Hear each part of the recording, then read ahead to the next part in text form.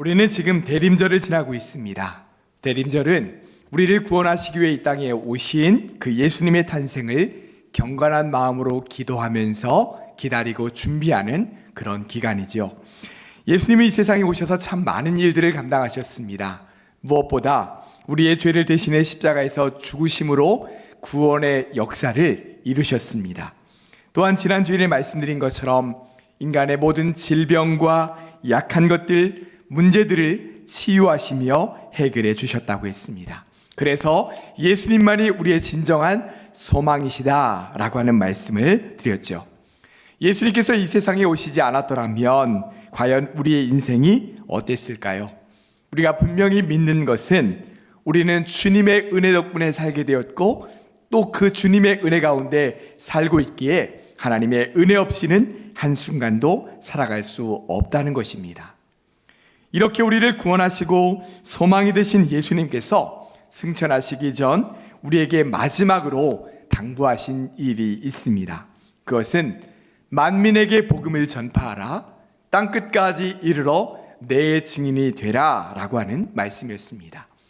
예수 그리스도를 전하고 주의 복음을 전파하라는 것입니다. 자, 마가복음 16장 15절과 16절 말씀을 우리가 한번 다 같이 한 음성으로 읽겠습니다. 또 이르시되 너희는 온 천하에 다니며 만민에게 복음을 전파하라. 믿고 세례를 받는 사람은 구원을 얻을 것이요 믿지 않는 사람은 정죄를 받으리라. 아멘. 자, 만민에게 복음을 전파하라 이렇게 말씀하셨죠. 또 한 것 우리가 너무나도 잘 알고 있는 말씀이 있는데 사도행전 1장 8절입니다. 예수님께서 승천하시는 그 순간에 제자들과 무리들에게 하신 말씀입니다. 우리 사도행전 1장 8절 말씀도 함께 읽겠습니다. 오직 성령이 너희에게 임하시면 너희가 권능을 받고 예루살렘과 온 유대와 사마리아와 땅끝까지 이르러 내 증인이 되리라 하시니라. 아멘. 땅끝까지 이르러 내 증인이 되리라 라고 하는 말씀을 하셨죠. 이처럼 예수님께서는 하나님의 나라로 올라가시면서 그 자리에 있던 제자들과 무리들에게 복음을 전파하며 내 증인이 되라 라고 하는 말씀을 남기셨습니다. 예수님의 이 말씀에 순종한 제자들과 성도들은 예수 그리스도를 전하기 시작했죠. 그들은 이렇게 외쳤습니다. 예수 그리스도는 하나님의 아들이시며 주님이십니다. 그러므로 누구든지 주의 이름을 부르는 자는 구원을 받습니다. 주 예수님을 믿으십시오 라고 그들은 외쳤습니다. 그 말씀이 오늘 본문 13절의 말씀입니다.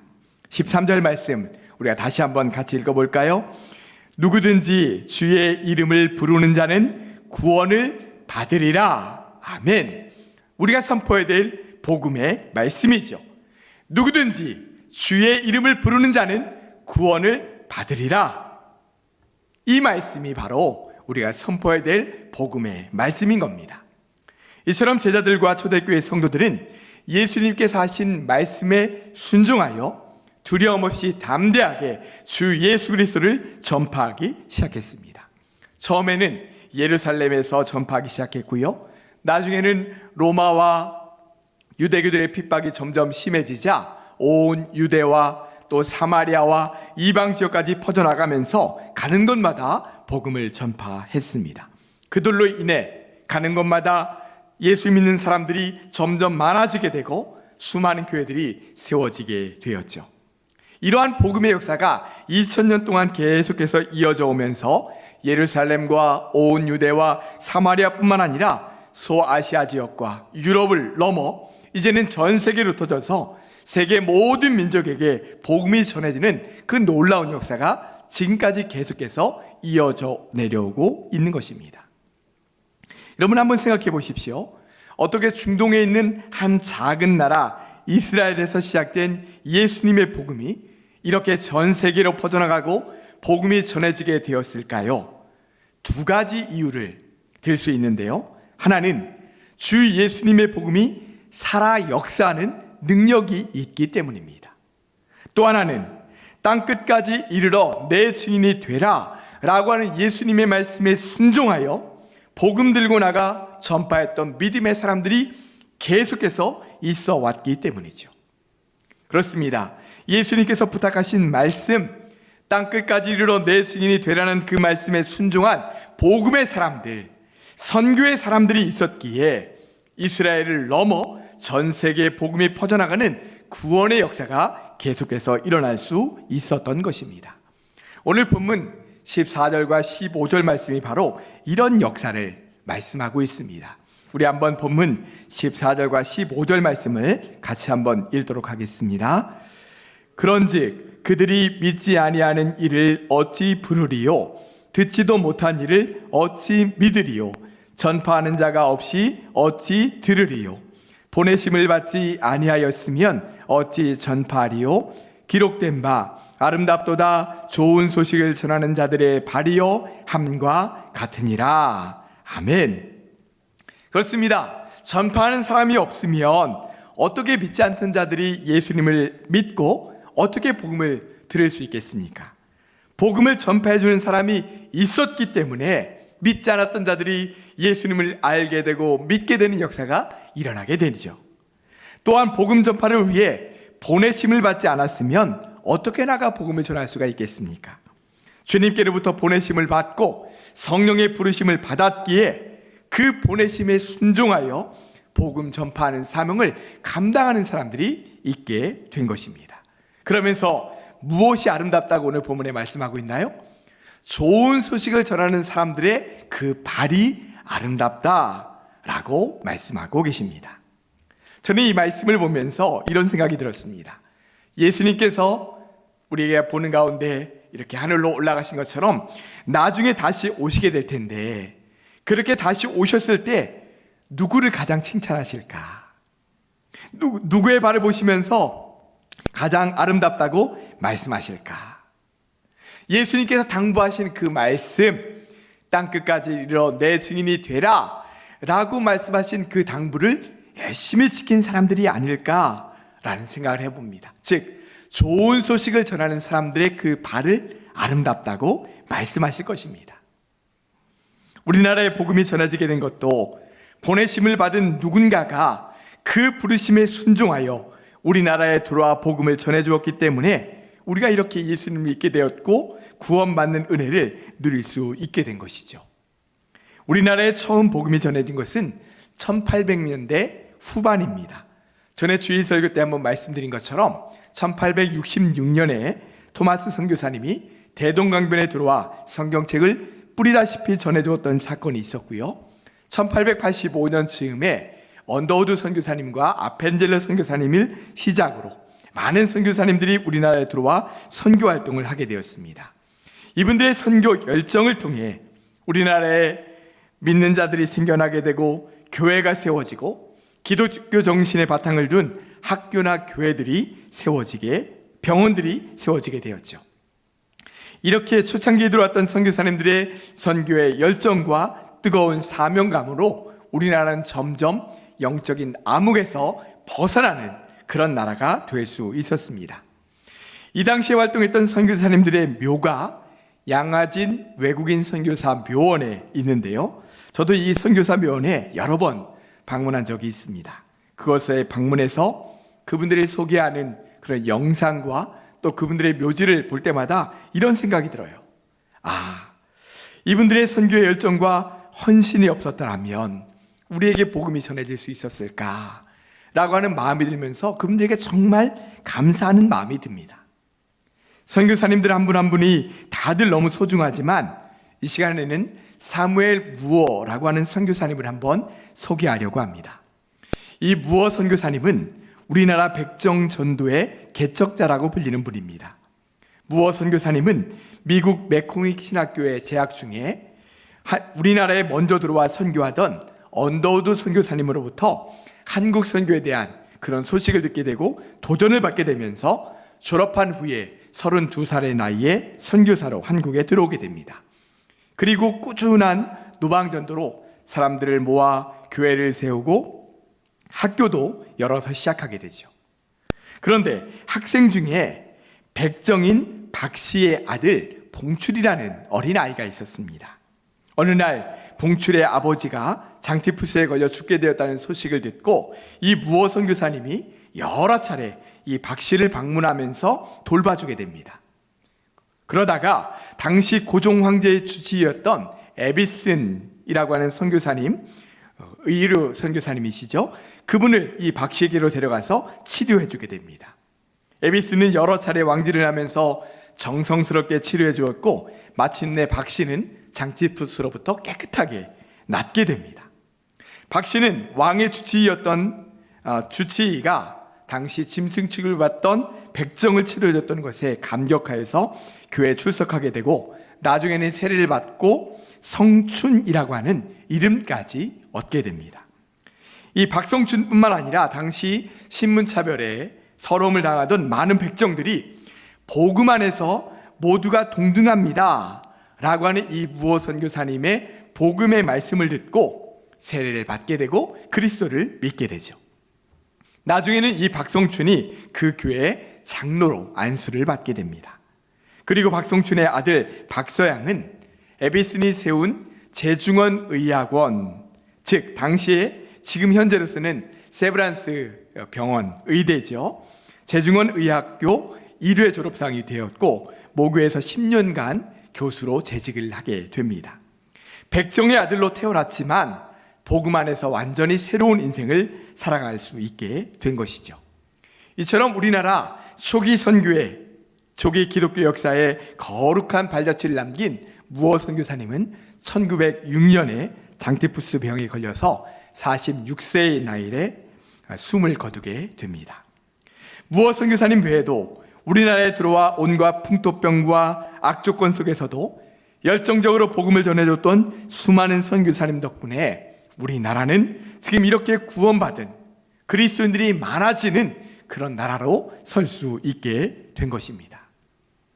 여러분, 이것이 너무나 감사한 것이요, 불과 130년 전에 외국 선교사님들에 의해 복음을 들었던 우리나라가 이제는 전 세계에서 선교사를 두 번째로 많이 보내는 나라가 되었다는 것입니다.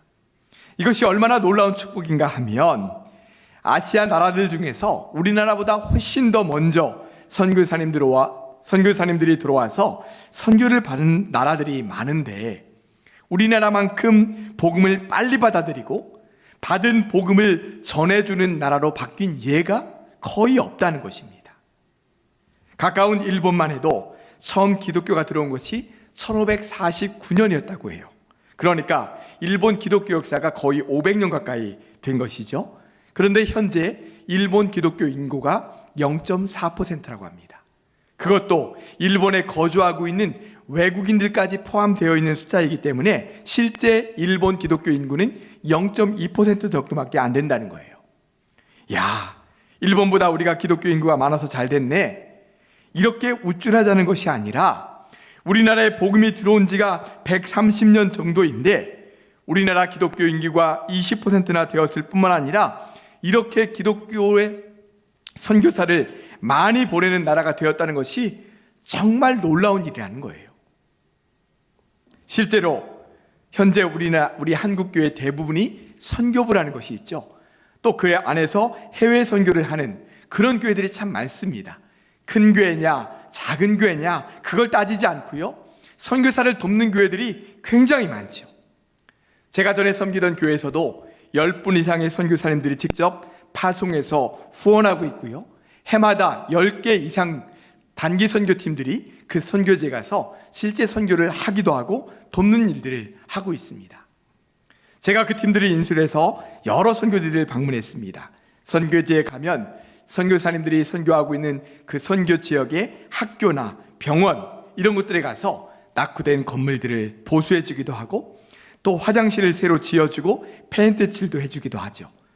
또 그곳에 있는 환자들이나 또한 친구들과 함께 문화 공연을 하기도 하고 또 1대1로 서툰 언어이지만 예수님을 전하기도 합니다. 동남아시아 지역에 가면 물이 나오지 않는 지역에서는 우물을 파주면서 그들의 마음을 열고 그들에게 복음을 전하기도 하죠. 우연히 예수전도단에서 사역하시는 이용주 선교사님의 이야기를 접한 적이 있습니다. 이용주 선교사님은 원래 큰 배를 타던 마도로스였다고 합니다. 1등 항해사였던 그를 주님께서 선교사로 부르신 거죠. 그는 주님의 부르심에 순종하여 아프리카에서도 제일 힘든 재난 지역에 가서 우물을 파주는 그런 NGO 사역을 했다고 합니다. 보통 우물을 한번 파면 체중이 6kg 정도가 빠질 정도로 굉장히 힘든 일이었다고 해요. 한 번은 한 지역에 가서 우물을 파는데 너무 힘든 겁니다. 가뭄이 심해서 땅은 땅대로 딱딱하게 굳어져 있고 사람들은 사람들대로 목마름에 막 힘들어하던 그런 지역이었습니다. 그런데 선교사님과 동역자들이 정말 고생하며 수고한 끝에 드디어 그곳에서 우물이 터져 나오게 된 거예요. 물이 나오는 것을 본 마을 사람들이 너무 좋아서 어깨동무를 하면서 춤을 추고 있는데 그 속에서 하나님의 음성이 들려오더라는 겁니다. 용주야, 고맙다. 내가 내게 너무 고맙다 라고 하는 그런 음성이 들려오더라는 거예요. 그 음성을 듣는 순간 그동안 힘들고 고생했던 모든 것들이 다 녹아내리고 기쁨과 감격이 넘쳐나더라. 그래서 더욱 충성하게 되었다 라고 하는 그런 말씀을 들었습니다. 제가 우리 교회에 부임하면서 정말 감사한 것이 많았는데 그 중에 하나가 우리 교회가 선교하는 교회였다는 거예요. 우리 교회 예산의 10% 이상을 선교에 쏟아붓고 있었습니다. 저는 그것이 너무 감사했습니다. 작년만 해도 우리 교회는 12곳의 해외 선교지를 후원하고 있고 17곳의 국내 농어촌 자립대상 교회들을 돕고 있습니다. 원로 목사님은 은퇴 후에 어려운 자립대상 교회들을 순회하며 말씀을 전하시고 우리 성도들이 정성껏 드린 그 선교원금을 그 교회에 전달하며 돕는 일을 하고 계십니다. 또 문서선교, 방송선교, 경찰선교, 국제난민, 지역복지센터들을 돕는 일들도 해나가고 있죠. 여러분, 이것이 얼마나 감사한 일입니까? 저는 이것이 너무 감사해요. 종종 다른 교회 목사님들을 만나서 각자 섬기고 있는 교회들에 대해서 이야기를 나눌 때면 우리 교회가 열심히 선교하는 교회라는 것, 이것이 얼마나 큰 감사의 제목이고 영적으로 자랑할 수 있는 제목인지 모릅니다. 무엇보다 올 2020년은 그 어느 때보다 어렵고 힘든 한 해였습니다. 특별히 자영업자분들, 소상공인분들, 기업하시는 분들, 각각의 가정들, 누구라고 할 것 없이 모두가 다 힘들고 어려웠습니다. 그런데 너무 감사한 것은 원래 우리 교회 선교원금은 작정했던 예산보다 더 풍성하게 들어졌다는 거예요. 이것은 무엇을 의미합니까? 우리 성도님들이 다 힘들고 어려운 가운데서도 하나님께 드리는 일에, 주의 복음이 전파가 되고 선교하는 일에 온 마음과 정성을 다하여 어려운 가운데서도 드려졌다는 그런 증거 아니겠습니까? 하나님께서 이런 우리 교회를, 또 우리 성도들의 그 마음과 정성을 얼마나 기뻐하시겠습니까? 조금 있다가 선교 비전 주일 영상을 통해 함께 보시겠지만 우리 교회가 후원하고 있는 해외 선교지의 선교사님들, 또 국내 자립대상 교회의 목사님들, 문서선교, 방송선교, 경찰선교가 이루어지는 그 모든 곳들에서 우리 교회의 후원에 힘을 얻고 있다며 감사하다는 말씀들을 전해오셨습니다. 내가 직접 가서 선교지에서 전도할 수 없지만 예수님께서 우리에게 당부하신 복음 전파의 사명을 감당하는 마음으로 우리가 정성껏 기도하면서 함께 동참하고 드린 한목선교원금을 통해 놀라운 복음의 역사들이 지금 이 순간에도 수많은 선교 현장에서 계속해서 일어나고 있다는 것입니다. 여러분 잘 아시다시피 저는 매주일 축도할 때마다 전 세계에 흩어져 선교하시는 선교사님들과 선교지를 위해서 함께 축복합니다. 사실 우리가 직접 가야 하는데 여기 이렇게 따뜻하고 편안한 곳에 지내면서 그 어려운 선교지에서 선교하시는 분들을 생각할 때마다 정말 죄송하고 또 한편으로는 정말 감사한 마음이 듭니다. 그래서 매 주일마다 그분들을 위해서 기도하면서 축복하는 것이죠. 사랑하는 성도 여러분, 우리를 구원하시기 위해 이 땅에 오신 예수님께서 승천하시기 전 우리에게 마지막으로 당부하신 말씀을 잊지 마시기 바랍니다. 땅끝까지 이르러 내 증인이 되라. 이 말씀을 꼭 기억하시기 바랍니다. 그리고 할 수 있다면 이 거룩하고 복된 선교에 함께 동참하시기 바랍니다. 그래서 우리를 통해 아직도 복음을 듣지 못하고 알지 못하는 나라와 민족에 복음을 전하며 저 어려운 곳에서 사역하시는 수많은 교회들, 목회자들에게 힘이 될 수 있기를 바랍니다. 예수님께서 우리의 헌신과 섬김을 분명히 기뻐하실 것입니다. 다 함께 이 거룩하고 복된 사명에 동참하시는 사랑하는 우리 모든 성도들 되시기를 주님의 이름으로 축원합니다. 기도하겠습니다. 우리에게 구원을 주시며 우리의 유일한 소망 되신 예수님, 그 예수님께서 승천하시면서 우리에게 마지막으로 당부하신 말씀, 만민에게 복음을 전파하라, 땅끝까지 이르러 내 증인이 되라 라고 하는 말씀을 기억합니다. 누구든지 예수님을 믿으면 구원을 받는다라고 하는 이 복음을 가지고 여러 곳에 흩어져 선교하시는 선교사님들과 저 어려운 지역, 낙후된 지역에서 어렵게 목회하고 계시는 우리 목사님들, 그 교회들을 우리가 기억하며 마음 다하여 내가 그 사명에 함께 동참하는 마음으로 주님 앞에 우리의 것들을 헌신하고 드려질 수 있는 믿음의 사람들 될 수 있도록 역사하여 주시옵소서. 또한 나도 그 복음 전파에 함께 동참함으로 내 주변에 예수 그리스도를 알지 못하며 믿음 가운데 있지 못한 사람들에게 예수님을 증거하고 복음을 전해줄 수 있는 믿음의 사람들 다 될 수 있도록 주님 함께하여 주시옵소서. 예수님의 이름으로 축복하며 기도드리옵나이다. 아멘.